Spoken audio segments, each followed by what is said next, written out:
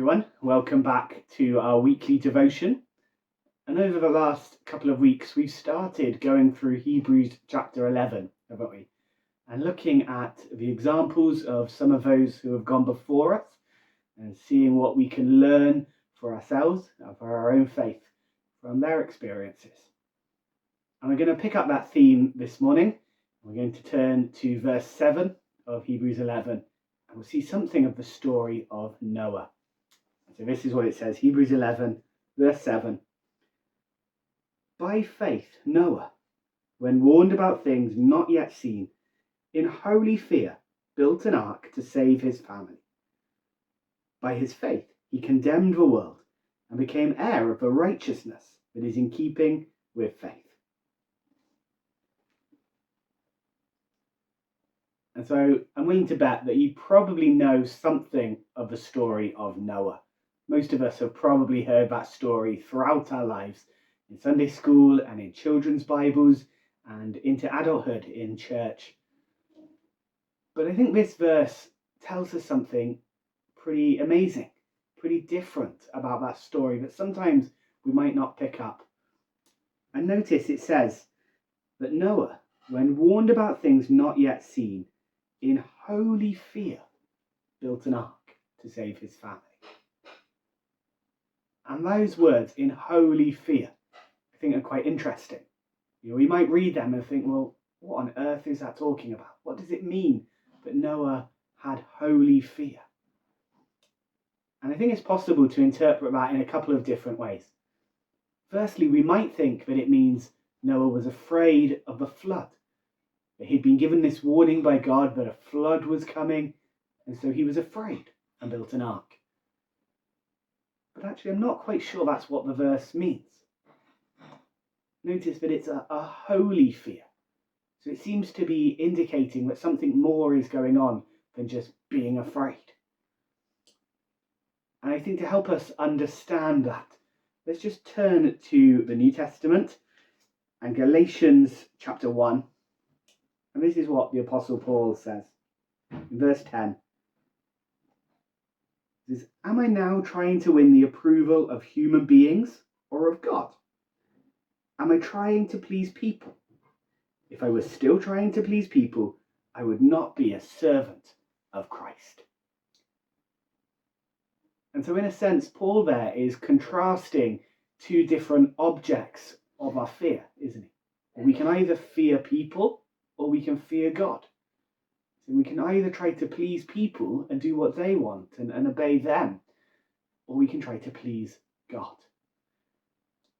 And that's sort of what we see back in the story of Noah. Think about it for a second. God comes to Noah and he says, I want you to build a massive boat. And chances are Noah wasn't living anywhere near the sea. He wasn't living anywhere near a large body of water. It would have been quite natural for him to think, what on earth are you talking about? That is ridiculous.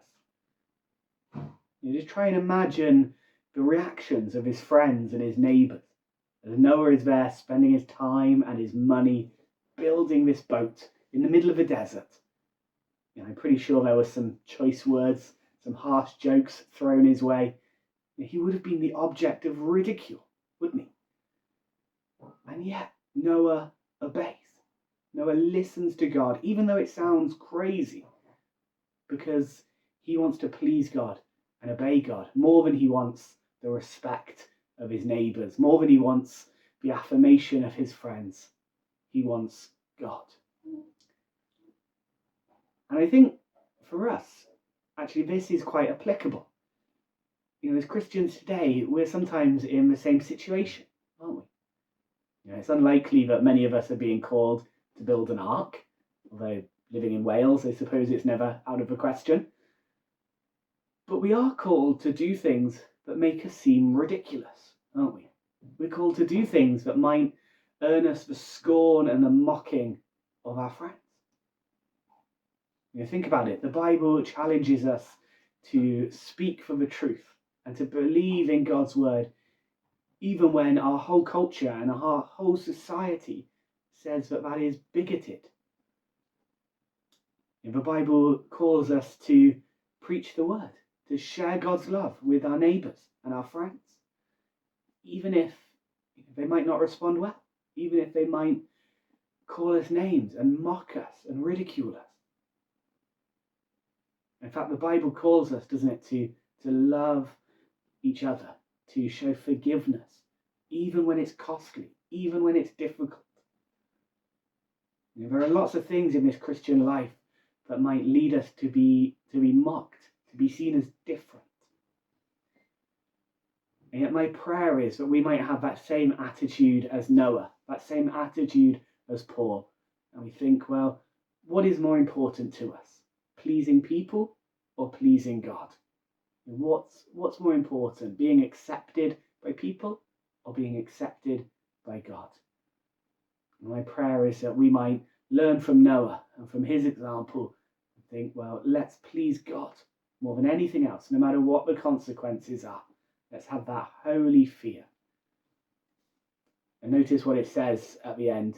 But because of this, because of Noah's reaction, because of his obedience, because of his fear of the Lord, he becomes the heir of a righteousness that is in keeping with faith.